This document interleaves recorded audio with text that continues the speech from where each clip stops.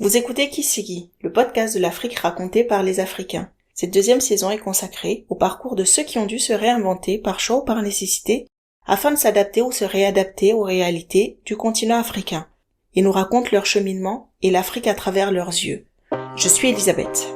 Aujourd'hui, c'est Amelia qui nous partage son expérience. C'est le parcours d'une entrepreneuse en série qui n'hésite pas à partager son expérience en coachant d'autres entrepreneurs. Amelia rentre au Burkina Faso après un double master en management, dont un en accompagnement de PME et entrepreneurs en poche. Aujourd'hui, elle a lancé plusieurs projets sous sa marque Farafi, qui œuvre à mettre en avant l'homme noir. Pour elle, on sait que l'Afrique est riche. Mais, savons-nous combien l'Africain l'est ? On donne de la valeur aux ressources de l'Afrique, mais qu'en est-il de l'Africain lui-même ?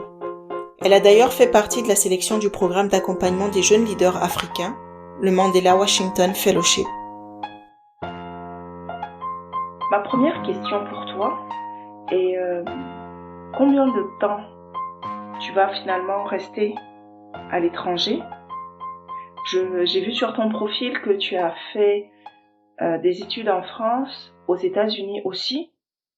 Combien de temps tu vas rester dans ces pays-là et à quel moment tu te dis finalement, moi c'est bon, je rentre ? Alors, j'ai fait 10 ans d'année en année, mais peut-être 9 ans et quelques en France. J'ai fini mes études, j'ai obtenu un emploi comme chargée des bénévoles dans l'entreprise Le Secours catholique international. Mais au final, c'est pas vraiment ce que j'ai envie de faire. Donc, je reste là. Mais mon cœur n'est pas là. Et au final, j'ai jamais voulu rester en France. Ça n'a jamais été dans mes plans. Et je trouve même que 10 années, c'était beaucoup. C'était vraiment beaucoup par rapport à ce que j'avais en tête. Et puis, je sors d'une rupture assez compliquée. Du coup, j'ai plus d'attache. J'ai pas de famille sur place parce que mon frère aussi est rentré 4 ans auparavant. Donc, il y a rien concrètement qui me retient en France. Et là, je me dis, bon, tu restes là à te chercher comme beaucoup de jeunes Africains que tu connais qui sont là à peiner pour trouver leur voie, ou bien tu retournes chez toi. Quitte à ce que ton chez toi soit juste un point d'ancrage, mais tu ne fiches pas à rester au Burkina si tu trouves pas non plus ce qui te convient. Donc, dans cette alternative, je me dis, bon, allez, moi j'y vais, je rentre chez moi, j'ai rien à perdre. Quand j'ai décidé de partir, que j'ai rompu mon bail, que j'ai pris mon billet, que vraiment j'ai bazardé, j'ai vendu mes meubles, j'ai fait un vide dressing privé, j'ai appelé les amis de venir se servir. Mon frère me dit, tu es sûr que tu veux rentrer? Je dis, non, mais attends, c'est pas à 2 jours de mon départ que tu me demandes ça. Non, je suis pas sûre que je veux rentrer, bien sûr, mais je suis pas sûre non plus que je veux rester. Donc, quitte à ne pas être sûre, franchement, je t'avoue que je préfère ne pas être sûre chez moi. Au moins, j'ai cette sécurité-là d'être tranquillement à la maison et puis voilà, de pouvoir me donner du temps pour me retourner et puis chercher ce que je veux vraiment faire. Donc voilà comment est-ce que je rentre. Pour les États-Unis, là-bas, j'y suis restée que deux mois, donc c'est pas vraiment un séjour que je compte comme si j'ai vécu aux États-Unis. J'y suis allée pour une formation qui devait durer 2 mois. J'ai fait la formation et puis je suis rentrée. Là-bas, ça rentre pas vraiment en ligne de compte. Ok. Et tu sais pourquoi ton frère te pose cette question ? Parce que lui qui est rentré 4 ans avant toi, il te laisse te préparer. Quelques jours avant ton départ, il te demande, mais est-ce que toi-même tu es sûr ? Ouais, je sais. Parce que lui, il est rentré, peut-être qu'il avait moins d'appréhension que moi à rester, c'est-à-dire qu'il avait pas de souci de rester en Europe, en Occident, ça l'aurait pas dérangé, mais il a pas trouvé de travail non plus. Et contrairement à moi, il s'est dit, bon, c'est un homme, il a vraiment besoin de pouvoir se réaliser assez rapidement. Il peut pas se permettre de perdre du temps à faire un boulot en attendant. Donc, il se dit qu'il va rentrer et il rentre. Et arrivé au pays, il fait quand même 11 mois avant de trouver un emploi. Donc je pense que tout ça, et étant l'aîné, voilà, il y a sa petite sœur aussi qui arrive. Donc je pense que c'est vraiment pour me dire, ah, est-ce que tu as pris en compte toutes les options, toutes les données? Est-ce que, voilà, t'es sûr de toi? Est-ce que c'est pas mieux de rester te chercher là-bas plutôt que de venir te chercher au pays? Et de ce qu'on m'avait dit, en tout cas à la maison, ça n'a pas été 11 mois très facile. Voilà, ça pesait sur le moral, ça pesait sur l'ambiance à la maison et tout ça. Donc bon. Par contre, je sais pas pourquoi il m'a posé cette question 2 jours avant mon départ. Il a rassemblé son courage. Mais c'est pour ça, en fait, la première phrase que je lui dis, je dis, mais tu peux pas me poser cette question 2 jours avant mon départ. J'ai déjà rendu mon bail, je fais comment? Je peux plus rester. Donc, Il y a une phrase que tu viens de dire que j'entends souvent et j'aimerais avoir l'explication dessus. On dit souvent, oui, aller se chercher en Europe, c'est toujours mieux que se chercher ici. Pourquoi on dit ça? Qu'est-ce qui rend se chercher, ces deux se chercher-là, il y a un qui est mieux que l'autre?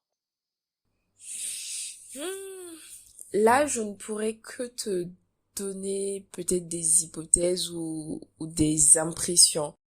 Parce que il y en a clairement qui partent à l'aventure. C'est ça, franchement, aller se chercher. C'est ceux qui partent à l'aventure ou bien qui ont fini les études et tellement ils veulent pas rentrer chez eux parce qu'ils se disent que là-bas, certainement, ça sera pire que ce qu'ils ont sur place.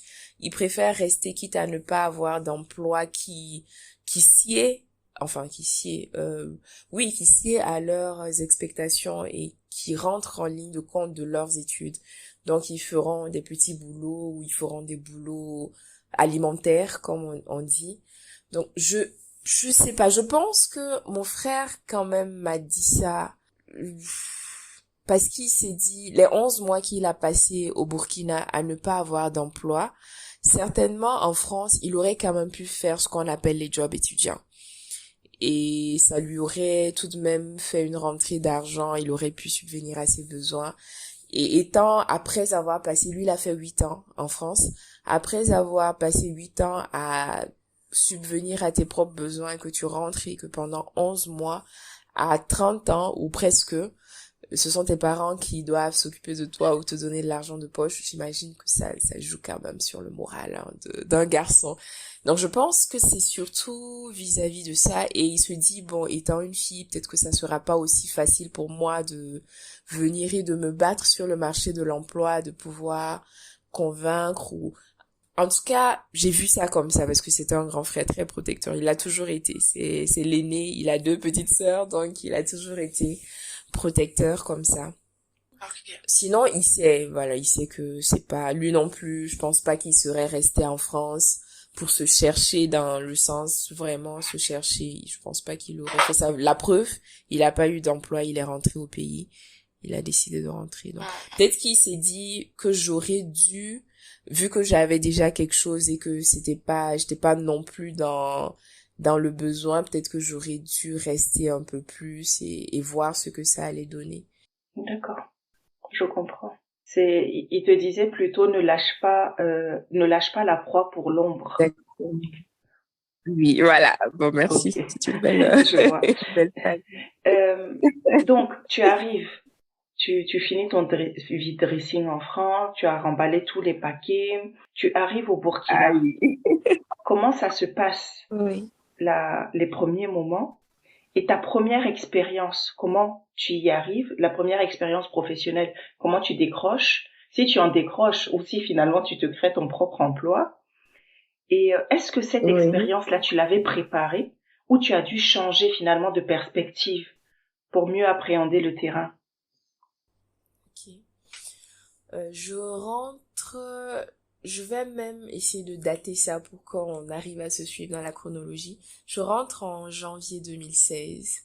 Donc j'arrive, déjà ça faisait quelques années que j'étais pas rentrée. Après être rentrée chaque année, pendant un moment, je pense que ça faisait peut-être 2-3 ans que j'étais pas rentrée.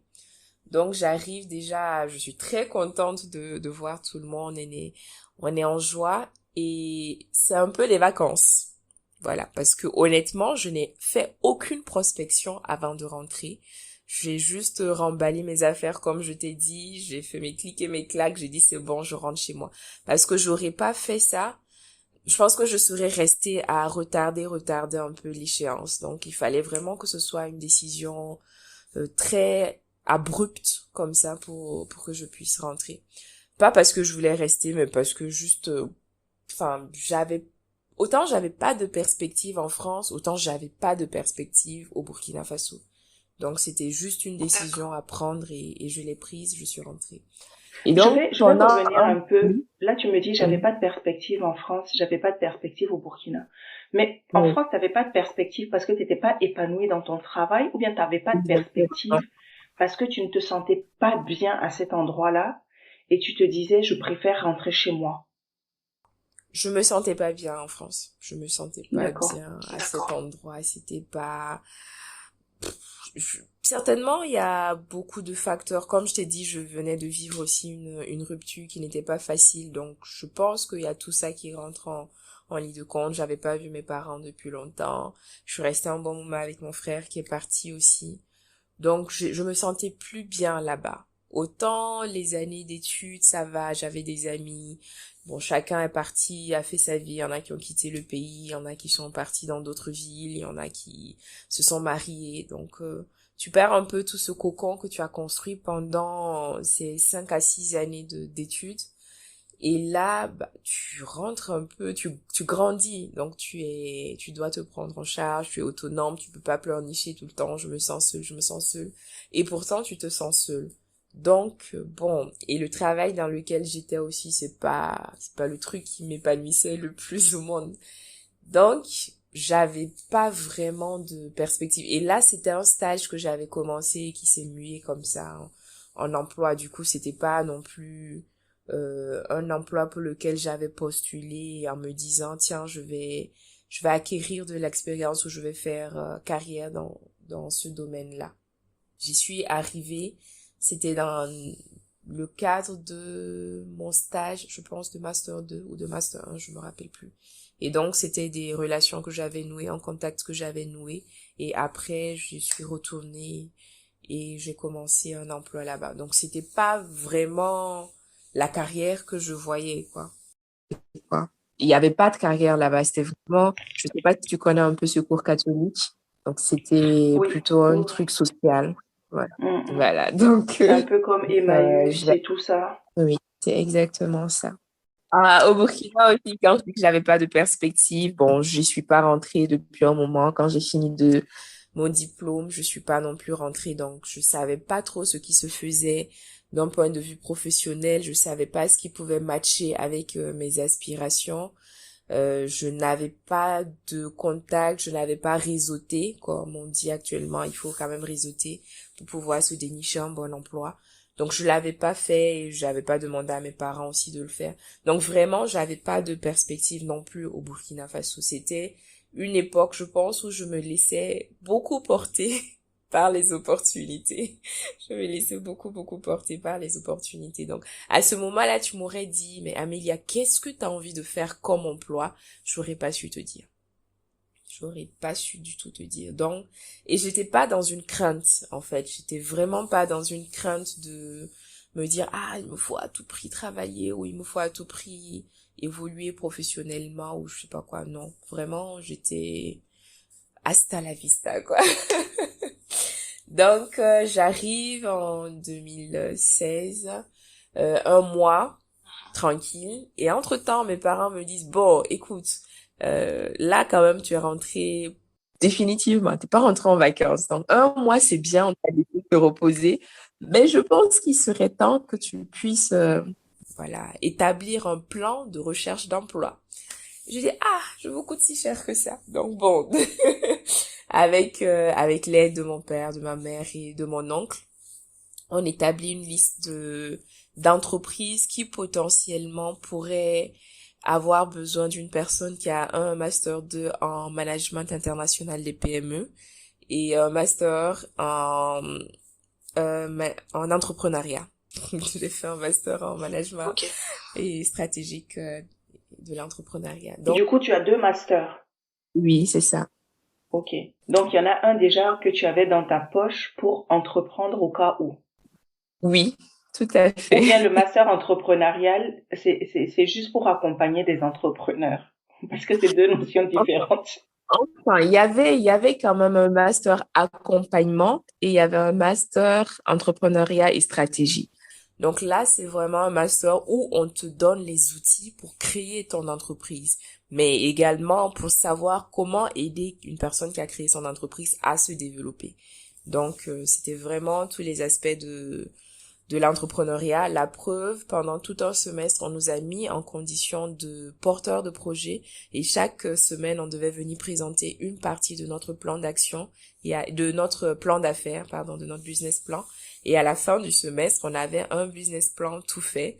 Et donc, bon, la personne qui voulait monter ou matérialiser son projet pouvait le faire tranquillement. Ok. Du coup, voilà, j'ai cette liste et je commence à prospecter, à tourner, à déposer des CV par-ci et par-là. Bon, j'ai pas vraiment de retour favorable.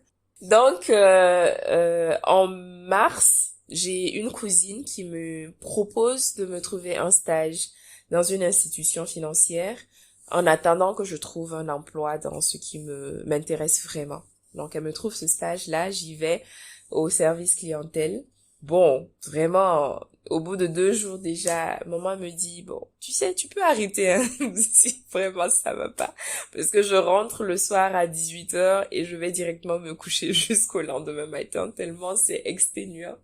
Donc, Et qu'est-ce je qui lui ai est dit non, exténuant, non, le quand même. travail ou le manque de travail? Le travail le stage au sein de cette institution, c'était vraiment très, très, très physique pour les stagiaires au niveau du service clientèle. C'était hyper physique. C'est-à-dire, vous soulevez des choses? Non, du tout. C'est monter les 3 étages 15 fois dans la journée. Parce que on te dit qu'en tant que stagiaire, tu peux pas prendre l'ascenseur et que tu as quand même des courriers ou des dossiers à transmettre d'un niveau à un autre et à attendre le retour pour le ramener à la personne qui t'a envoyé. Donc, bon, voilà. T'es Aussi coursier, sportive que j'ai. c'est ça? C'est ce que je disais. Oui, Ok, un peu coursier, en ok. fait. Un Donc, peu quand t'es stagiaire, tu coursier, es coursier. Ok. mais c'est pas ce que tu dis, quoi. T'es pas coursier parce que c'est quand même des chèques puisque c'est une institution financière que tu vas faire valider, ainsi de suite pour débloquer des situations et tout ça. Mais au final, tu es coursier parce que tu prends juste un élément à un endroit A pour le ramener à un endroit B. Mais bon, voilà. Donc, pour te dire que c'était pas le truc non plus qui me passionnait, quoi. J'étais pas très contente de me lever le matin pour aller faire ça. Donc, c'était censé être un stage de 3 mois. Et Dieu aidant, au bout de 3 semaines, il y a eu un cabinet de consulting où j'avais déposé un dossier qui m'a appelé pour un emploi. Et donc, je vais faire l'entretien. On me dit, tac, tu peux commencer en début avril. Je dis, waouh, super. Donc, je viens, je dis merci à cette institution et puis voilà, je ramasse mes clics, mes claques et je vais commencer là-bas. D'abord en tant que stagiaire pendant 1 mois et puis après, ça se mue en contrat de travail. Donc, j'avoue que j'ai pas vraiment peiné à trouver quelque chose, hein, vraiment. Et pour ce que j'avais entendu, parce qu'en dehors de mon frère, j'ai quelques amis qui m'avaient clairement dit, attention en rentrant, blinde-toi l'esprit parce que quand tu vas venir, ça va vraiment être la jungle. Soit tu travailles pour la famille, soit tu crées ton entreprise parce que tu auras du mal à trouver un emploi autrement. Et des amis en France qui me disaient, mais t'as trouvé quelque chose au Burkina? Pourquoi est-ce que tu rentres? Mais tu es malade. Mais je dis non, j'ai rien trouvé, j'ai même pas cherché. Ah, mais t'es sûr? Mais voilà. Donc, je rentrais quand même avec des appréhensions, hein, il faut que je sois honnête. Je rentrais avec beaucoup d'appréhensions. Et là, j'ai été, mais, bénie. Je vais dire, j'ai été très bénie et j'ai trouvé un emploi. Et c'était un emploi dans un cabinet de consulting en marketing opérationnel, en événementiel et tout ça. Et donc, dans mon bagage de diplôme, bah, c'est quelque chose aussi qui ressortait.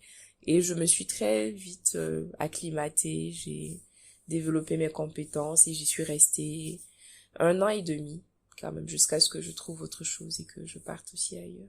Est-ce que en salaire, tu es satisfaite? tu as pu négocier ton salaire ou c'est un salaire qui t'a été imposé, tu es devenue indépendante directement parce qu'en France tu l'étais déjà, ou bien tu as fait le choix de rester chez tes parents pour voir finalement comment tu vas faire. Comment ça se passe par rapport au terrain en fait, c'est ce que je veux dire. Mhm, mhm. J'avoue qu'au départ, il y a eu quand même quelques frictions au niveau du salaire parce que je suis rentrée avec la promesse d'un stage d'un mois qui se serait mué en contrat de travail. Et au bout de 3 mois, j'avais toujours pas ce contrat, donc j'ai dû dire que bon, moi j'arrêtais parce que ça convenait pas et c'était pas ce qu'on s'était entendu. Donc après négociation, je suis passée d'abord en contrat de prestation de service avec une évolution du salaire et 3 mois plus tard, je suis passée en on m'a proposé un contrat de travail en durée indéterminée et que j'ai refusé. Bon, quand je dis ça, on me dit, ah, mais toi, c'est pas du tout snob, c'est pas rien du tout, mais je me voyais pas non plus durer là-bas indéfiniment. Donc, je leur ai demandé de me faire un contrat de travail à durée déterminée d'1 an. Et à l'issue de cette année, si de leur côté comme de mon côté, il y avait toujours satisfaction, on aurait pu prolonger.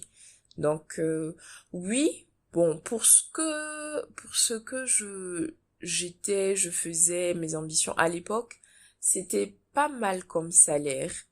Quoique même dans l'absolu, je pense que c'était pas mal quand même comme salaire.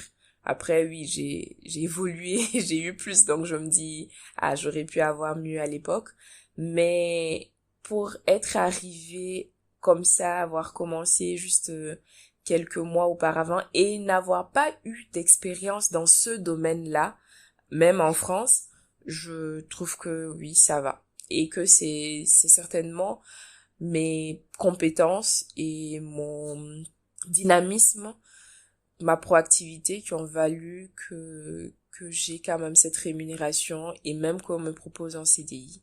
Et étant donné que j'étais toujours chez mes parents, bon, j'avais pas non plus pléthore de dépenses à faire. Et c'était pas un choix hein, d'être chez mes parents. Jusque là, je suis pas mariée, je suis chez mes parents. Donc bon, c'est pas un choix du tout. C'est la société. Tant qu'on n'est pas marié, on s'en va pas, c'est ça? Tout à fait, c'est ça. Et il y Ok. a eu cette discussion parce que clairement, j'ai demandé à partir vu que bon, je suis restée très longtemps seule. Il y a des habitudes, il y a un confort, pas que je sois pas confortable chez mes parents, ils m'épient pas, ils surveillent pas, bon, ils demanderont oui, tu étais où, tu es où, tu es passé où, ça va et tout. Mais voilà, rien que d'avoir à dire, ah, je vais X, je vais là, c'était un peu contraignant au début pour moi. Donc c'était pas très agréable et j'ai demandé à partir, on m'a clairement dit non. Ce n'est pas possible, ce n'est pas négociable. Il te faut un Donc, tuteur sous ton toit pour que tu partes. Ok, je vois. tout à fait, c'est ça, voilà, le tuteur, quoi. Soit j'ai un Ok. emploi en dehors de la ville, soit, bah voilà, j'ai le tuteur. Donc bon, je suis toujours là. Donc oui, oui, je suis restée là, j'ai peut-être une indépendance financière, j'ai même une indépendance financière, mais voilà, il y a toujours cet attachement-là qui est resté dans la D'accord. famille. L'entrepreneuriat reste quand même quelque chose que tu as en tête certainement. C'est pour ça que tu as refusé le CDI. Oui. Euh, je vois que tu as été quand même lauréate. Mandela Je sais plus Washington. dans quel sens d'ailleurs le truc Ouais, se prononce. Chaque fois je m'en mêle. avec Si c'est Mandela Fellowship ou bien c'est Mandela Washington Fellowship, Mandela je ne sais. Washington Fellowship. Yeah. Ok. Donc, tu as été lauréate du prix Mandela Washington Fellowship. Oui. Comment tu arrives à ce prix-là? Parce que je pense que c'est pas en étant en poste Mhm. dans la société dont tu parlais tout à l'heure. Oui. Oui.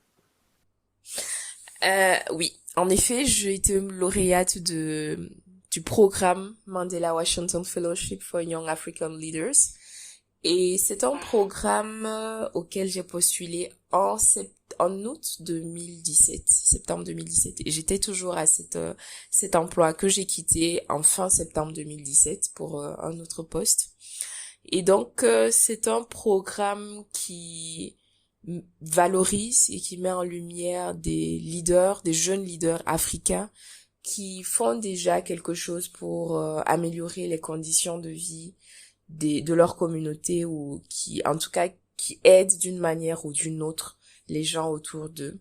Et j'ai postulé à ce programme avec mon projet de valorisation de notre africanité à travers la peau et les cheveux naturels. Parce qu'en étant en France, ce que je n'ai pas dit, c'est que en parallèle de mes études et de mon travail, j'ai ouvert une petite entreprise de coiffure et les choses se faisant naturellement, je me suis spécialisée dans le traitement ou comment dire l'entretien du cheveu crépus. Donc les gens venaient à moi parce que j'arrivais quand même à les coiffer, à démêler les cheveux, à leur donner des conseils qui au final les aidaient à se réapproprier leurs cheveux, à se sentir à l'aise avec ça sans avoir envie de se les étirer ou de se les défriser ou ne même pas avoir besoin de les tresser parce que elle ou il arrivait à les gérer facilement. Donc c'est ça que j'ai proposé avec un accompagnement à travers des produits issus de notre territoire. Donc les produits à base d'huile de Nîmes, huile de baobab et tout ça. Et donc qui allait aider à l'autonomisation des femmes qui produisent ces huiles-là. Du coup, c'est ce projet-là que j'ai proposé et parmi, je pense, 400 lauréats, 400 candidats au Burkina, on a été 10 à être sélectionnés. Et on est allé de juin à août 2018 aux États-Unis pour une formation en business et entrepreneuriat. Ok. Et ce prix-là, ça vous permet d'avoir un réseau. Si vous êtes 10, ça veut dire qu'il y a un grand tri qui est fait. Mm-hmm. Est-ce que ça vous permet finalement de pouvoir avoir accès à plus de personnes, à vous construire un réseau? Tout à fait. Alors là, mais définitivement. Parce que déjà, c'est 700 jeunes Africains sur le continent qui sont sélectionnés dans les 48 pays de l'Afrique subsaharienne. Donc quand tu arrives, tu es hébergé dans une université américaine pendant 1 mois et demi environ. Un mois et demi, un peu plus. Et tu as en contact 24 autres jeunes, parce que vous êtes 25 dans chaque université. Et donc c'est un brassage d'idées, c'est un brassage de leadership, c'est un brassage de solutions à des défis que finalement on vit pratiquement tous dans nos pays, mais peut-être différemment. Donc ce sont des solutions que on se partage, qu'on développe et ce sont des liens qu'on tisse parce que tu vas forcément rencontrer des personnes dont les activités convergent vers les tiennes et qui vont t'aider aussi à élaborer quelque chose ou autre chose même en plus de ce sur quoi tu travailles déjà. Et après, tu as un sommet à Washington où c'est 699 autres personnes que tu rencontres. Et là également, c'est un brassage multiculturel, multi-intellectuel, voilà, multidisciplinaire. Et en dehors de ça, il y a les Américains même, parce qu'il y a des enseignants qui sont des professionnels et c'est un programme qui met en avant le réseautage. Et du coup, on te propose en fait des activités. Pendant le programme, on te propose des activités optionnelles, où tu as l'opportunité de rencontrer des personnes qui évoluent dans le domaine du projet que tu as proposé. Donc c'est un vivier immense en fait, si tu sais en tout cas t'en servir. Et moi j'ai noué quand même des relations. Il y a une au Lesotho avec qui j'ai fait un partenariat, j'ai même fait un shooting photo avec elle qui a créé une gamme de produits pour l'entretien des cheveux crépus qui est partie aussi de son histoire. En plus de ça, il y a un en Afrique du Sud qui lui valorise également la culture, l'histoire de l'Afrique à travers le théâtre, la mise en scène. Donc on a écrit un projet ensemble qu'on a soumis à à financement. Malheureusement, ça n'a pas été pris, mais ce sont des choses qui restent quand même dans le tiroir et sur lesquelles on continue de travailler. Donc, ce sont de grandes relations. J'ai compris que personnellement, ça t'apporte beaucoup, mais sur le terrain burkinabé, est-ce que c'est quelque chose qui est reconnu déjà, ce prix-là? Est-ce que les gens savent ce prix, à quoi ça correspond? Parce que derrière, souvent, ce prix, on dit le prix Barack Obama. On Ouais, dit pas tous on met ça comme ça. les Mandela, Fellowship, tout ça, on n'a pas Bon, le temps. on dit, je suis Yali, en fait. Oui, on dit Yali au Burkina, c'est Yali parce qu'il y a le Yali, nous on est Yali, mais il y a le Mhm. Yali régional. Là, c'est Dakar, c'est le Ghana, c'est l'Afrique du Sud et puis c'est le Kenya. Et il y a le Mandela Washington. Bon, là, ce sont les États-Unis, mais c'est le Yali. Voilà. Donc, on a même un réseau, un groupe WhatsApp, on a un mailing Yahoo, où c'est, voilà, tous ceux qui ont bénéficié de ce programme-là en font partie. D'accord. Donc, Ok. Donc, c'est même sur reconnu. En place, tout cas, au niveau régional, oui, c'est un apport. c'est un apport, oui. Et D'accord. quelquefois, tu as des activités que tu veux mener. Et quand Mhm. tu regardes juste dans ce répertoire-là, tu vois des gens qui peuvent t'aider, qui peuvent t'apporter. Et quand tu les contactes et tu dis, ah tiens, tu es Mandela de quelle cohorte ou bien tu es Yali de quelle cohorte et que tu te présentes, ah tiens, c'est bien, ça vient, ah, ok, viens, installe-toi, raconte-moi. Et puis voilà, ça ouvre des portes quand même. Ça ouvre des portes. D'accord. Les hommes, comme je t'ai dit, c'était se réinventer pour Mhm. pouvoir s'implanter, se réinventer pour impacter et se réinventer pour se sentir aligné.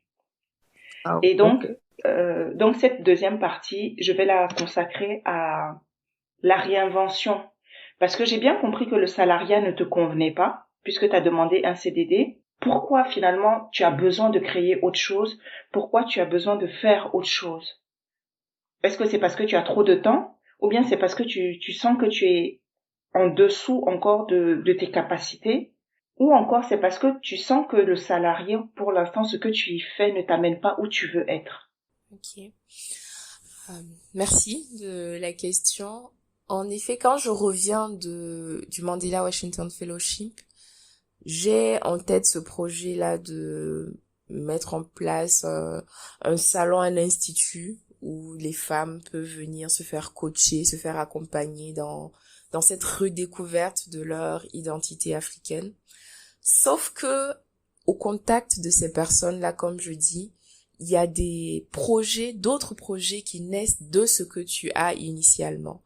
Et donc, je reviens, il se trouve que j'ai changé d'emploi et que, tu l'as souligné, j'avais du temps parce que je suis arrivée dans une structure qui avait des difficultés internes et qui était en pause pendant presque 1 an et demi. Et moi, à côté, avec des amis qui ont mis en place une start-up en agroécologie, en agriculture, en accompagnement des producteurs, j'ai commencé à travailler avec eux. J'étais même directrice générale de cette start-up, mais c'était pas mon idée. Donc, je suis restée là pendant plus d'1 an, mais sans vraiment être dedans. Et clairement, on en a parlé. Je leur ai dit non, je suis pas dedans. C'est votre idée, c'est vous qui l'avez montée et moi je vous accompagne, mais je suis pas dedans. Donc je me vois pas légitime d'être à la tête de cette structure. Du coup, à un moment donné, voilà, ça s'est fait comme ça. On s'est laissé. Je suis restée associée quand même de la start-up, mais j'avais besoin moi-même de pouvoir me réaliser, d'autant que j'avais des projets dans la tête. Et donc, je profite de ce temps que j'ai et surtout, ce qui était impératif pour moi, c'était de garder mon intellect en activité. Parce que de rester dans cette structure et de pas avoir vraiment d'activité pendant tout ce temps, ça me fatiguait moralement et intellectuellement. Donc, quand je suis revenue des États-Unis, j'ai commencé à travailler sur un projet, une ligne de vêtements qui qui met en valeur nos étoffes africaines. Donc au Burkina Faso, c'est principalement le Faso d'Anfani. Et j'essayais de voir comment est-ce que je pouvais allier ça avec mon projet initial de valorisation de notre africanité.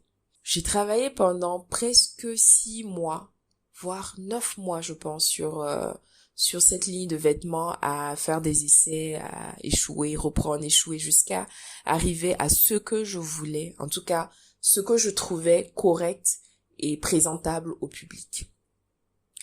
Et quand je travaillais sur ça, à côté, en travaillant avec mes amis, j'ai eu le goût d'accompagner les gens, de pouvoir les aider à s'élever et à se révéler.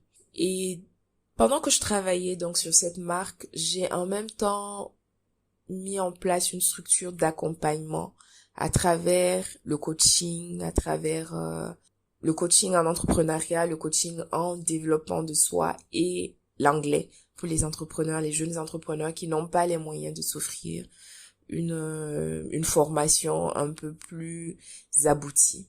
Et c'est en travaillant dans ce domaine-là que j'ai pu développer aussi des soft skills de mon côté qui aujourd'hui m'ont permis à la fois de matérialiser cette marque Farachi, qui je pense que tu parles le Dioula, donc tu sais, Farachi, ça veut dire l'Africain. Beaucoup ont tendance à dire Farachi. Oui, c'est ça.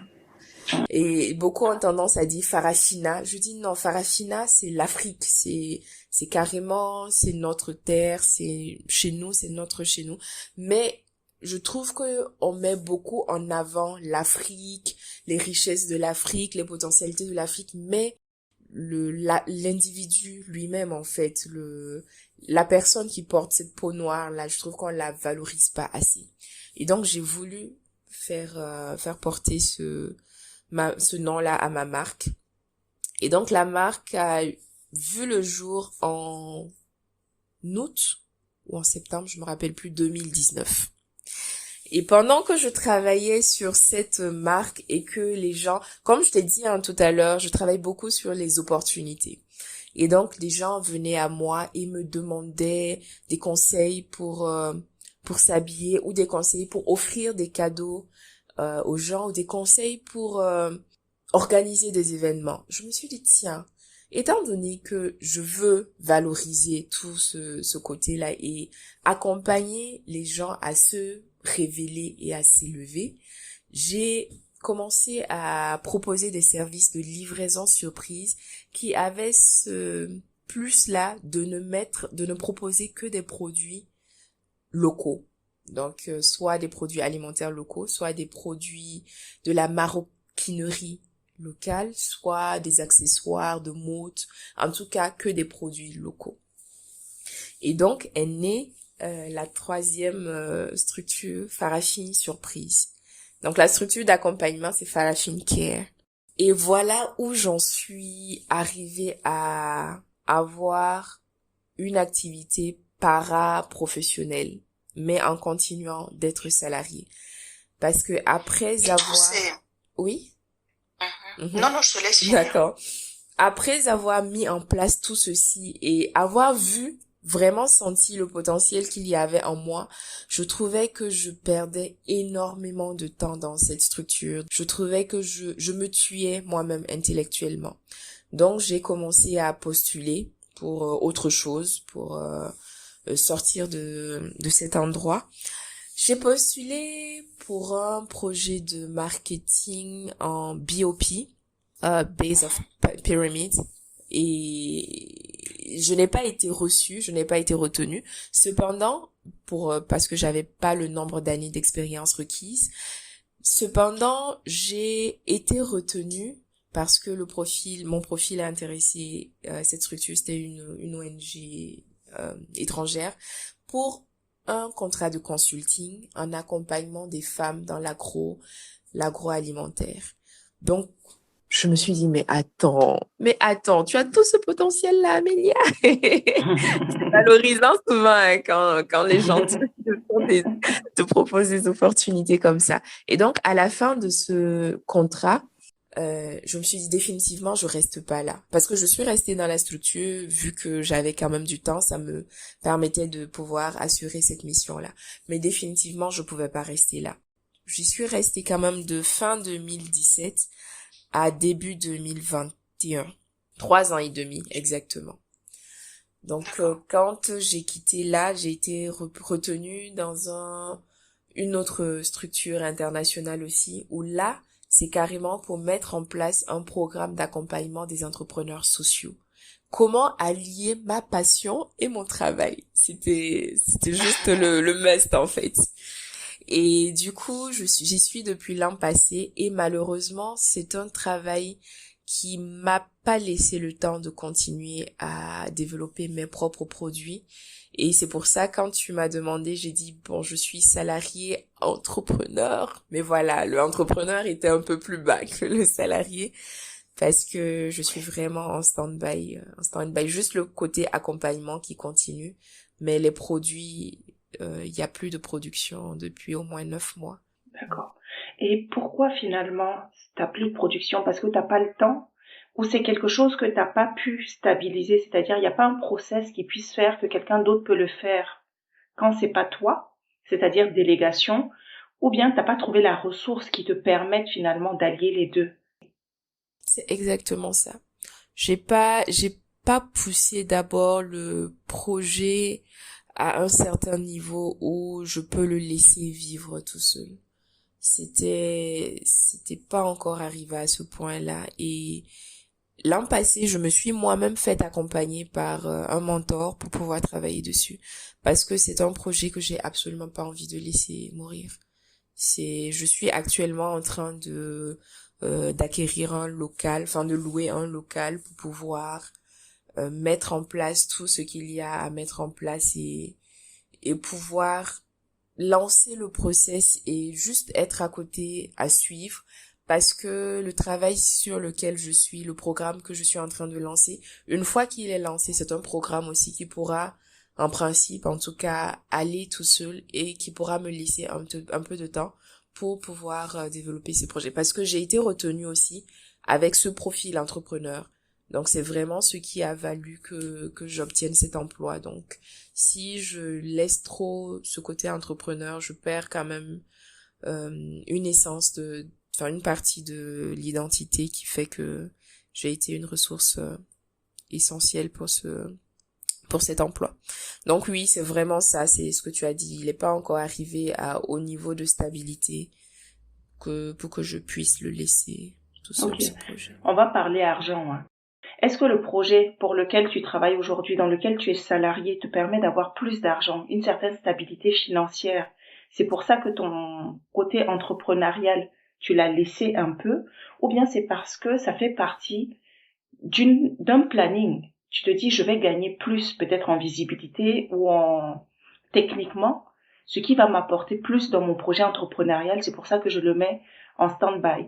Ma question est de savoir pourquoi la balance chez toi a penché d'un côté ou de l'autre. Je me suis très longtemps posé la question parce que j'ai des amis, des connaissances qui ont eu ce courage-là, c'est un mot-clé pour moi, ce courage-là de laisser leur emploi salarié, de se lancer pleinement dans l'entrepreneuriat. Je pense que quelque part, c'est ce courage que j'ai pas encore eu, mais également, je pense pas que je ne puisse pas allier les deux. En fait, tu sais, quelquefois, c'est juste une question de planification.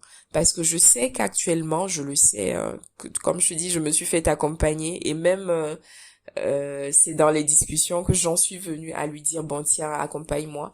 Parce que je sais que je peux, en fait, je peux le faire, je peux faire ces deux-là si j'arrête de me disperser un peu partout à vouloir être dans les projets des uns et des autres.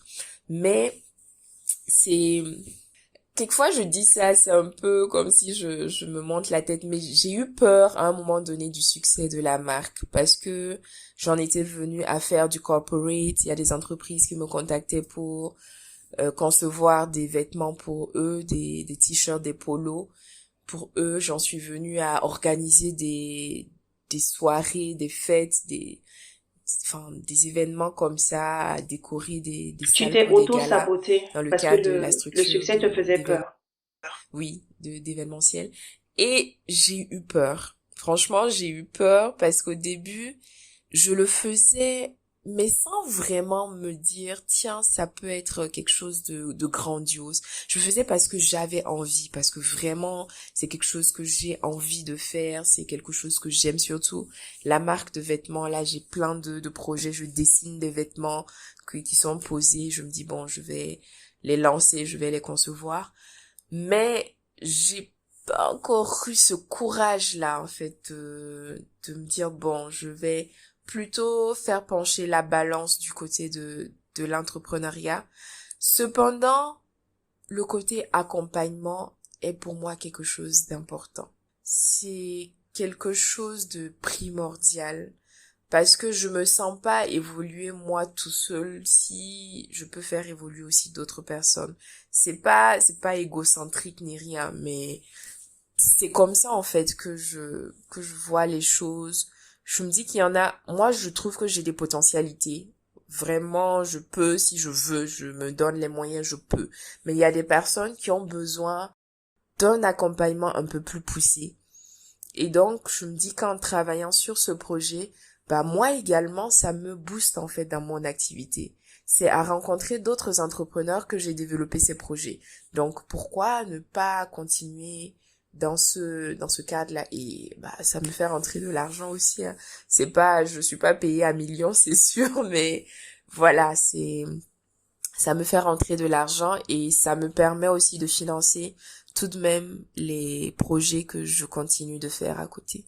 Ok. Voilà. Voici un peu la nébuleuse qu'il y a dans mon esprit actuellement. Aujourd'hui, parce que tu te fais accompagner, j'ai compris que t'as suivi quand même on va dire quelques formations qui te permettent peut-être de construire ton cheminement. Est-ce que t'as ta prochaine étape en tête? Est-ce que tu sais pour toi ce qui va être ta prochaine étape dans 1 an, dans 3 ans ou dans 5 ans? Ma prochaine étape, déjà dans 6 mois, c'est que j'ai repris la production de la Mhm. marque de vêtements et que j'ai changé profondément la structuration. Ma prochaine étape d'ici, on va dire décembre, c'est que le service de livraison il soit réactif et que là je n'en sois plus en fait, que je n'en sois plus. J'ai essayé ça, par contre j'ai essayé de laisser quelqu'un d'autre le gérer, mais je suis pas encore arrivée au point de la confiance absolue, ou peut-être que je n'ai pas réussi à partager ma vision suffisamment, que la personne puisse me montrer que la personne aussi a reçu cette vision-là. Ok. Et les produits finalement qui t'ont permis d'être lauréat du YALI, ces produits-là, est-ce que tu continues? Est-ce que c'est un projet que tu as abandonné? Ou bien c'est un projet en stand-by et ça aussi tu cherches comment le faire revivre? Ce projet, c'était plutôt un projet de coaching et d'accompagnement. Et donc ça, je continue. Ça, je continue parce que c'est ce que je fais. Enfin, j'ai les cheveux naturels, donc naturellement, ça va de soi pour moi de pouvoir accompagner, de pouvoir conseiller les gens qui ont envie d'avoir des cheveux sains, d'une peau saine. Donc ça, c'est pas quelque chose que j'ai abandonné. Seulement, je ne le fais pas à l'envergure que j'avais proposé pour le Yali. Je le fais pas à cette envergure-là. D'accord. Mais est-ce que tu es payé pour tous ces accompagnements-là? Parce que tu accompagnes des entrepreneurs, tu accompagnes des gens sur Oui, oui, leurs oui. cheveux. Pour l'accompagnement des entrepreneurs, je suis payée. Mais pour les cheveux, c'est juste des conseils. J'ai une page Facebook où je partage des conseils, où je fais des vidéos. J'ai un compte Instagram pour ça, bon, qui n'est plus animé. Mais ça, c'est gratuit, en fait. D'accord. Par contre, pour On les arrive. entrepreneurs, ça oui, ça c'est... Puisque j'ai carrément développé cette compétence de consultance à côté. Donc, j'accompagne sur la RE, j'accompagne sur, euh, comment dire, l'écriture de ton plan d'affaires, j'accompagne sur la visibilité. On va arriver à la dernière partie. Mais avant cette dernière partie, j'ai une question. C'est, est-ce que tu as eu des moments où tu t'es dit, est-ce que c'est pas mieux que je reparte en France? Non, Jamais. J'ai eu des moments où la France m'a manqué, ça c'est vrai, où certains conforts, certaines commodités, ou juste l'atmosphère de la France m'a manqué, ou des moments de vie en France m'ont manqué, mais pas la vie en France à proprement dit. Qu'est-ce qui t'a manqué de la France? De pouvoir sortir me faire un bon restaurant. Déjà, de pouvoir savoir même où trouver un restaurant en fonction de ce que j'ai envie de manger. Ce qui n'était pas forcément le cas ici il y a 5 ans, il y a 6 ans.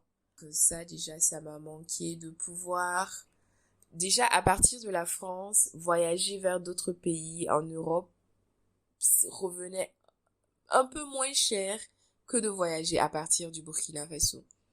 Déjà, pour aller à Abidjan ou à Dakar, ça coûte bonbon.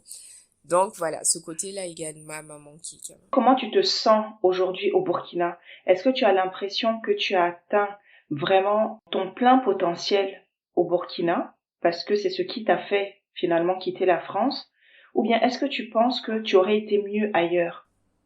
Je ne pense pas que j'aurais été mieux ailleurs, mais je pense que je n'ai pas encore atteint euh, le potentiel que j'ai, je l'ai pas exploité encore à fond. Parce que je pense que je peux donner plus à ma société, à ma communauté. Je le pense profondément. Et je travaille à cela. D'accord. Sur place, qu'est-ce que tu penses apporter? Parce que j'ai interrogé beaucoup de gens, souvent ça revient, j'avais envie de participer, j'avais envie de contribuer, j'avais envie de transmettre un peu ce que moi aussi j'ai appris. Toi, est-ce que tu penses que tu as un impact sur place ou bien tu as plutôt l'impression que c'est un impact sur toi-même que tu as eu? Clairement, il y a un impact sur moi que j'ai eu. Parce que la personne qui est rentrée en janvier 2006 n'est absolument pas la même personne qu'il y a aujourd'hui. Cette personne-là n'aurait pas su te dire, même s'il y a encore des zones un peu confuses, n'aurait pu te dire en fait ce que elle a reçu de la vie ou ce que elle pense aussi pouvoir transmettre ou même ce qu'elle voit faire dans 1 an ou dans 6 mois. Et ce que je suis, enfin, au vu de ce que je suis ou de ce que je fais, j'ai du mal souvent à parler de moi dans ce contexte-là, à dire j'ai de l'impact, mais en tout cas, j'ai des retours qui prouvent que malgré le fait que je pense pas avoir de l'impact, j'ai quand même de l'impact sur des personnes et que le travail également que je fais en tant qu'accompagnatrice n'est absolument pas vain.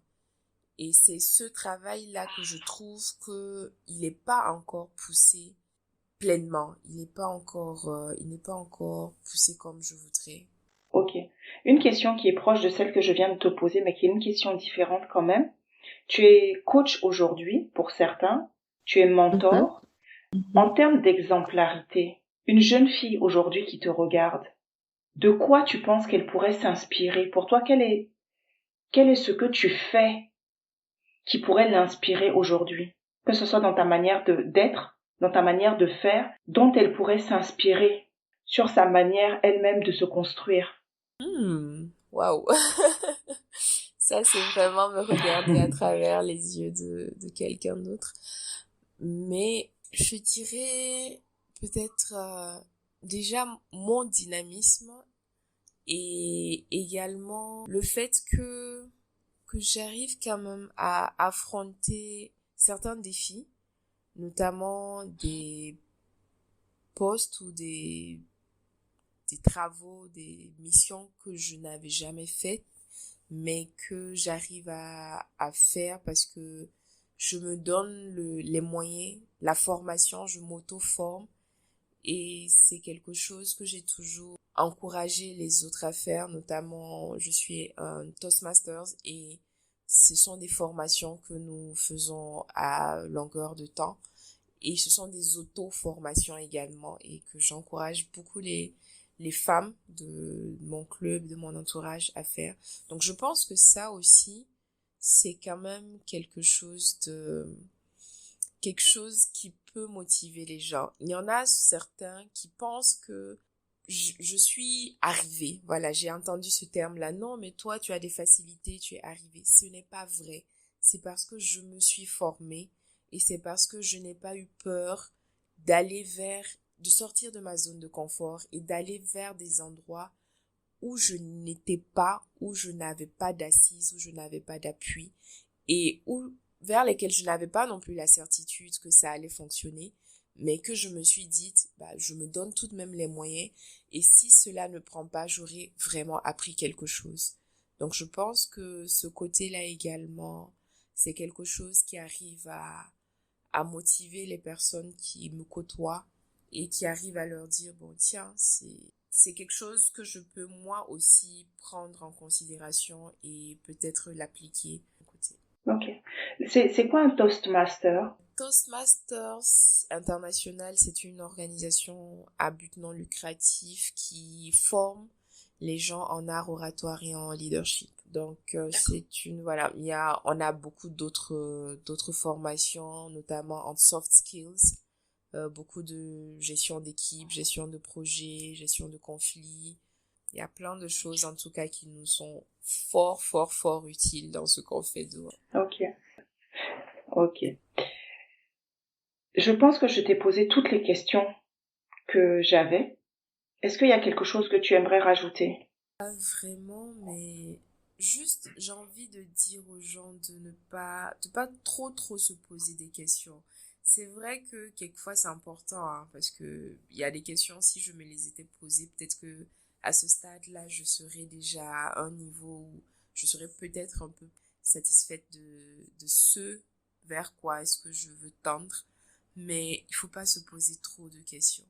Je me serais posé des questions, je serais pas rentrée au Burkina au moment où je suis rentrée et j'aurais peut-être pas fait les choses que j'ai faites et je serais pas aussi quand même épanouie, parce que je suis épanouie, je vais pas mentir, je suis vraiment épanouie. Donc juste se donner les moyens, se poser de bonnes questions également, parce qu'il faut pas non plus avancer à l'aveuglette. C'est vrai qu'il faut écouter ses intuitions, écouter ses passions, mais il faut tout de même prendre conscience de l'environnement, du contexte dans lequel on est. Et puis voilà, je pense qu'il faut y aller, quoi. Il faut y aller. Et comme m'a dit quelqu'un, surtout quand je travaillais sur ma marque, qu'en fait, si tu sors un produit abouti à ton sens, c'est que tu l'as sorti trop tard. Parce que c'est pas toi qui qui juge ton produit ni ton service. Ce sont les gens à qui il est destiné. Donc, vas-y. Wow. Et si tu traînes aussi, il y a des gens qui viendront prendre ton idée et ça m'est arrivé, mais 1 millier de fois. Et tu auras l'impression que les gens t'ont volé ton idée, mais en fait, non, les gens sont pas dans ta tête. C'est juste que les gens ont eu aussi leur idée et qu'ils ont eu le courage de mettre ça en pratique. Donc, il faut vraiment y aller. Ok, super. Merci beaucoup, Amélia. Merci pour ton temps. Merci beaucoup à toi. Merci pour cette tribune. Nous arrivons à la fin de cet épisode avec Amélia, que je remercie. Une jeune personne qui ne manque pas d'idées et qui n'hésite pas à partager son expertise. Elle fait partie des personnes qui s'épanouissent dans le fait de mener plusieurs projets et inspirées par l'exemple. J'espère que cet épisode vous a plu. N'hésitez pas à le commenter et à le noter sur Apple Podcasts et Spotify. Prenez soin de vous et des vôtres. Je vous dis à dans 2 semaines.